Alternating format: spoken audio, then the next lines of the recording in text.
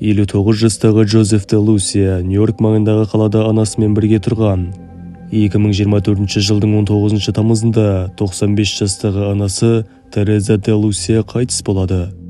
Бір аптадан кейін, яғни 25 тамыз жексенбі күні, Джозеф пен оның туыстары мұрагерлік мәселелерін шешу үшін отбасылық үлкен үйде жиналды. Сол күні таңертең олар риэлторды күткен болатын. Сағат 12-лер шамасында көршісі полицияға қоңырау шалып, көрші үйден қорқынышты айқайлар мен атылған оқтың дыбыстарын естігенін хабарлайды.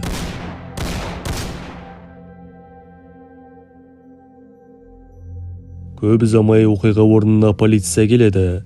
Үйдің жанында көгалда Джозефтің денесі жатты, алқасында мылтық болды. Үйдің ішіне кірген полицейлер тағы 4 мәйітті тапты.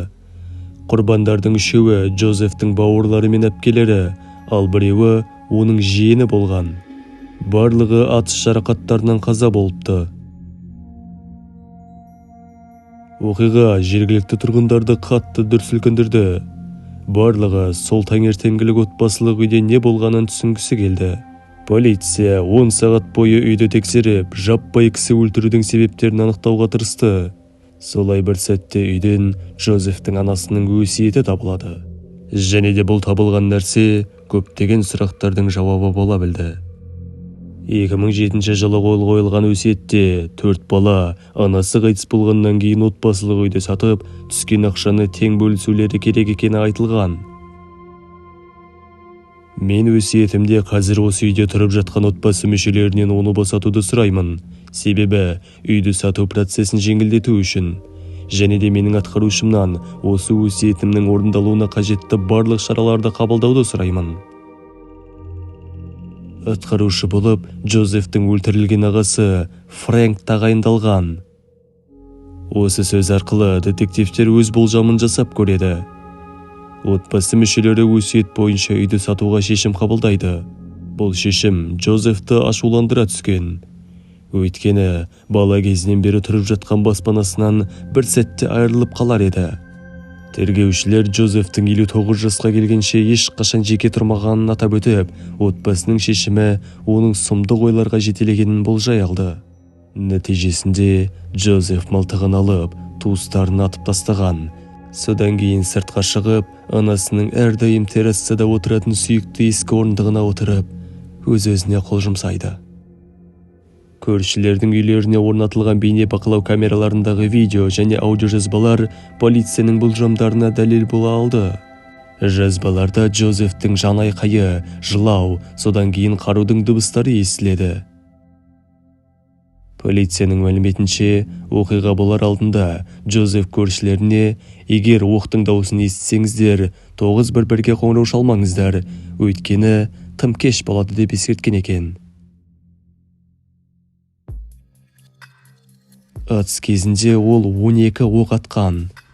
Полиция капитанының айтуынша, мылтық 6 оққа есептелгендіктен Джозеф туыстарын атқан кезде оқтап отырған. Тергеушілер ер адамның психикалық денсаулығына қатысты проблемалары болғанын және сәйкесінше дәрі-дәрмек қабылдап жүргенін растады. Джозефті денсаулығы мен мінез құлқының ерекшеліктерін ескере отырып, артық заттарды жинауға бейім адам ретінде сипаттады. Ол құрал-саймандар мен басқа да түсініксіз заттарға көп ақша жұмсап, үйі мен көлігін керексіз заттарға толтырып тастаған. Көптеген заттар автокөлік жөндеу жұмыстарына байланысты болған. Себебі ол жергілікті авто жөндеу шеберханасында жұмыс істеген. Ол бұрын айтарлықтай қылмыстық әрекеттермен көзге түспепті. 1983 жылғы мас күйінде көлік жүргізгенін есептемесек.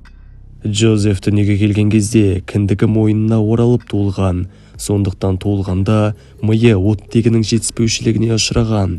Бәлкім бұл жағдай оның болашақ өміріне әсер еткен шығар. Басты кейіпкеріміздің негізгі жұмысы фельдшер еді. Зейнетке шыққаннан кейін көлік жөндеуші болып жұмысқа орналасқан. Ол күн сайын жұмысқа барып, кейін бірден үйіне қайтып келіп, анасына күтім жасайтын. Өмірінің соңына дейін ол үйленбеген. Балалары мен достары мүлде болмаған. Көршілердің айтуынша, Джозеф анасын қатты жақсы көріпті және әрдайым оның қасында болыпты. Анасы ауруханаға түскенде артынан күнде келіп тұрған. 19 тамыз анасынан айырылған күні Джозеф өзінің әлеуметтік желідегі парақшасындағы суретін өзгертіп, автомобильдің нөмірі бейнеленген суретті қойды. Бәлкім осы арқылы туыстарына бірдеңе айтқысы келген шығар. Кім білсін. Осымен достар, видеомыз аяқталды. Видео ұнаса, лайк басып арнамызға тіркеле кетіңіздер. Және де комментке 5 немесе одан да көп сөзден тұратын коммент жазып кетсеңіздер екен дейміз. Себебі бұл арнамыздың дамуы үшін қатты көмектеседі.